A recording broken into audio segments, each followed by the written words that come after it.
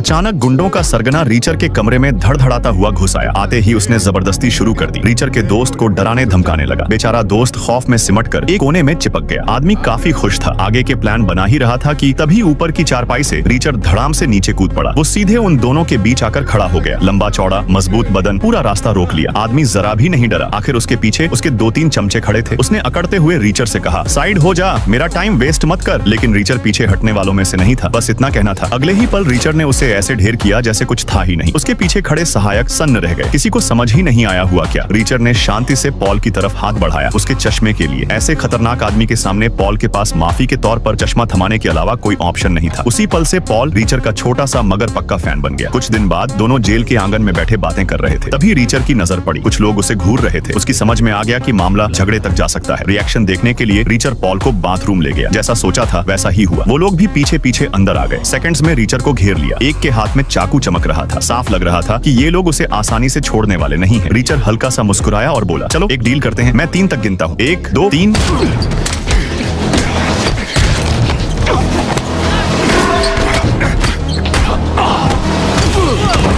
कुछ ही देर में अलार्म बजने लगे, लेकिन तब तक रीचर उन सबको जमीन पर सुला चुका था। जब जेल गार्ड पहुंचा तो हैरान रह गया। रीचर को हाई सिक्योरिटी सेल में बंद कर दिया गया था, जबकि उसे और उसके साथियों को आम कैदियों के साथ होना चाहिए था। दूसरे कैदियों के लिए ये एक मौका था, लेकिन रीचर के लिए ये लड़ाई उसके दिल का बोझ हल्का कर गई। कई दिनों की झुंझलाहट उतर गई और वो चैन से सो गया। कुछ वक्त बाद एक महिला अफसर ने रीचर की असली पहचान खोली। Reacher West Point military academy का ग्रेजुएट, डिफेंस डिपार्टमेंट में सर्विस, ढेर सारे मेडल। एक मिशन में उसने अकेले आग में घुसकर अपने 12 साथियों की जान बचाई थी। गवाहों ने बताया कि उसने 6 बार अंदर बाहर चक्कर लगाए, हर बार किसी को कंधे पर उठाकर। फिर भी कुछ लोग यकीन करने को तैयार नहीं थे। जेल में रीचर की नींद खुली तो देखा दरवाजे के बाहर खाना रखा है। वो आराम से खाने लगा। पॉल का हाल बुरा था। डर के मारे एक कौर भी नहीं निगल पा रहा था। उसे लग रहा था जेल से बाहर निकला तो कोई न कोई उसे मार डालेगा। रीचर ने उसे तसल्ली दी, जब तक मैं यहाँ हूँ कुछ नहीं होगा। असल में रीचर को खुद यहाँ से निकल जाना चाहिए था, क्योंकि जो लोग बाथरूम में उसके पीछे आए थे उनकी निगाहें अब भी उसी पर थी। जैसे ही रिहाई का वक्त आया, रीचर की मुलाकात एक अनजान महिला से हुई। वो महिला अफसर थी। उसने रीचर को पुलिस कार में बैठाया और बस की निगरानी फुटेज दिखाई। घटना के वक्त रीचर बस में था। इस बार सब साफ हो गया। आखिरकार रीचर को हर इल्जाम से बरी कर दिया गया।